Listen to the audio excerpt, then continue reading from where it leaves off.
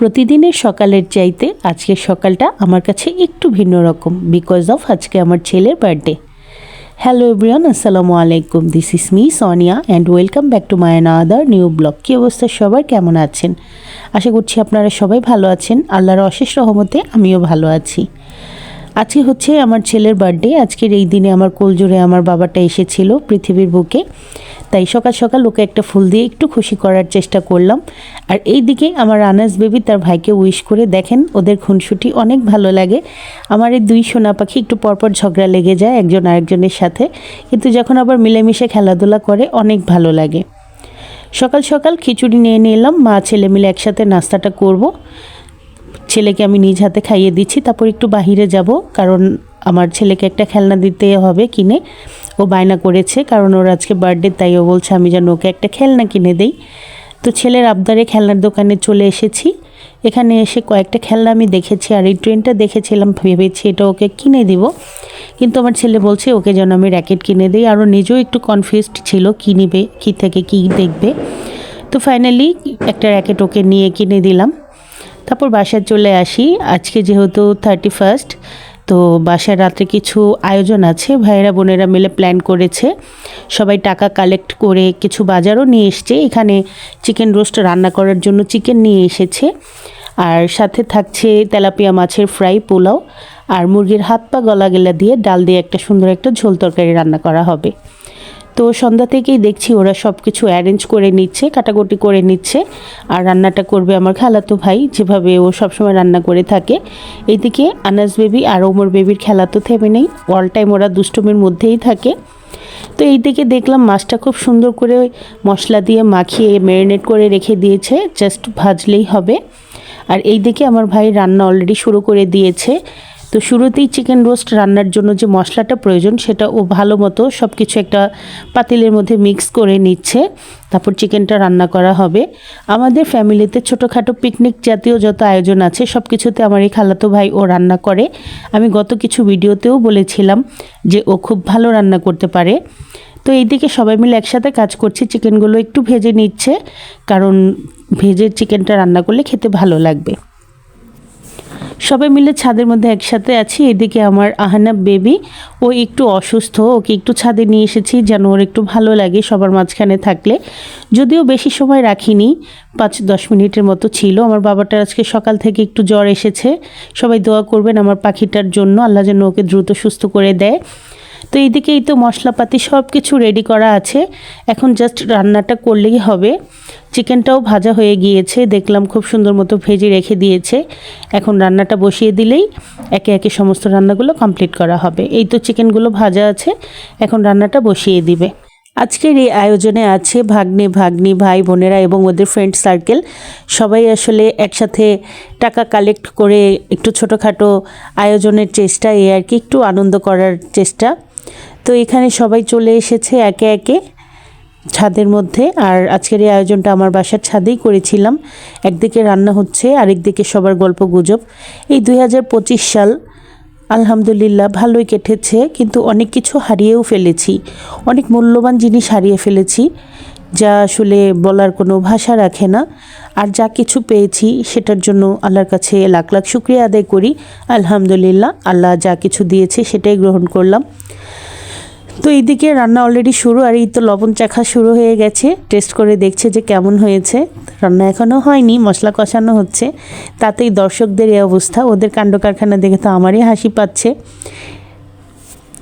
তো চিকেনটা এখানে রান্না করে নিচ্ছে, মশলাটা ভালো মতো কষিয়ে নিয়ে এবার চিকেনটা রান্না করা হচ্ছে, দেন পোলাওটা রান্না করা হবে। এ বছরটা একটু অন্যরকমভাবে কেটেছে। অনেক কিছু পেয়েছি, আবার অনেক মূল্যবান কিছু হারিয়েও ফেলেছি। যা কিছু পেয়েছি তার সারা জীবন অন্তরের মাঝখানে লালিত থাকবে, সারাটা জীবন স্মরণীয় হয়ে থাকবে। হয়তোবা 2025 সাল আর ফিরে আসবে না, কিন্তু এই বছরের যে স্মৃতিগুলো এগুলো আজীবন ভিতরে লালিত থাকবে। অনেক কিছু দেখেছি এই বছরে, আশা করছি আগামী বছর আল্লাহ পাক যেন আমাদেরকে ভালো রাখে। এইদিকে চুলোর মধ্যে মাছগুলো ফ্রাই করা হচ্ছে, বাসায় ফ্রাই করা হচ্ছে মাছগুলো। আর ছাদের মধ্যে রোস্ট রান্না শেষের পরে এবার পোলাওটাও প্রায় রান্না হয়ে গেছে, প্লাস 90% হয়ে গেছে, একটু দমে রেখে দিয়েছে এই আর কি। আর এদিকে চিকেন রোস্ট রান্নাটাও কমপ্লিট। আর পোলাওটাও আমি কিছুক্ষণ আগে বলেছিলাম যেটা 90% হয়ে গেছে। এবার একটু ভালো মতো মিক্স করে বাস একটা ঢাকনা দিয়ে ঢেকে রেখে দিয়েছে। এইদিকে গান শুনে আমার আনা বেবির নাচ শুরু হয়ে গিয়েছে।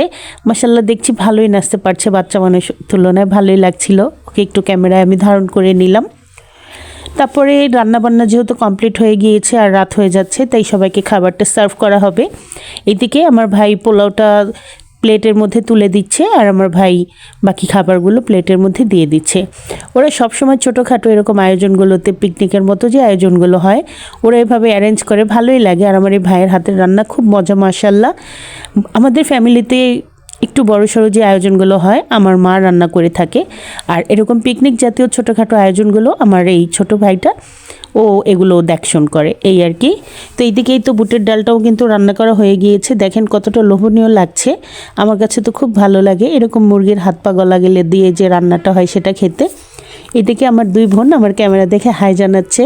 সবাই মিলে একসাথে ছাদের মধ্যে আছি, কনকনে ঠান্ডা বাতাস, শীতের রাতে এরকম গরম গরম খাবারটা খুব ভালো লাগছে।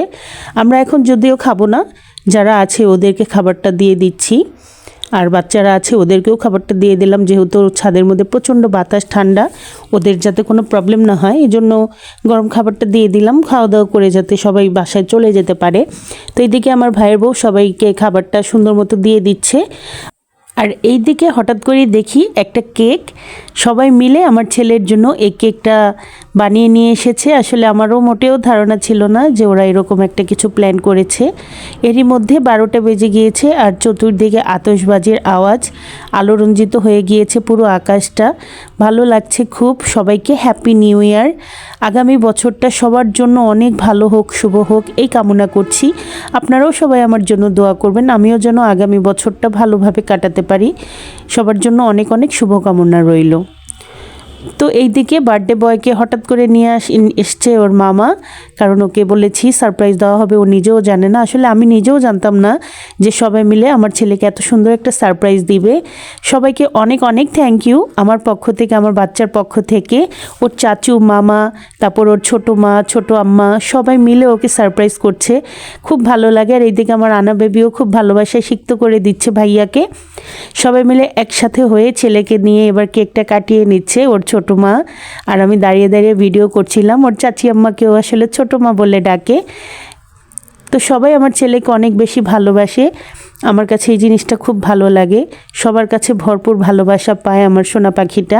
মা হিসেবে আমার সন্তানের খুশিটাই আমার কাছে অনেক বেশি বড় কিছু। আর সবাই যখন ওকে খুশি করে আমারও ভালো লাগে। তো এইদিকে আমার পাখি সবাইকে কেক খাইয়ে দিচ্ছে, সাথে আমাকেও খাইয়ে দিয়েছে। এইদিকে আমার ভাইয়ের বউ ও সুন্দর মতো কেকটা পিস করে সবার মধ্যে এটা দিয়ে দিল। আর একদম লাস্টে আমরা খাবার নিয়ে বসে পড়েছি, যেহেতু আমরা খাবার খেয়েছিলাম না। তো খাওয়া দাওয়া শেষ করে তারপরে বাসায় চলে আসি যে যার যার মতো। তো আজকের ভিডিওটি এই পর্যন্তই ছিল, অনেক লং ভিডিও হয়ে গিয়েছে। আশা করছি আপনাদের কাছে ভালো লেগেছে। আপনাদের সাথে দেখা হবে আমার নেক্সট ভিডিওতে। ততক্ষণ পর্যন্ত ভালো থাকবেন, সুস্থ থাকবেন।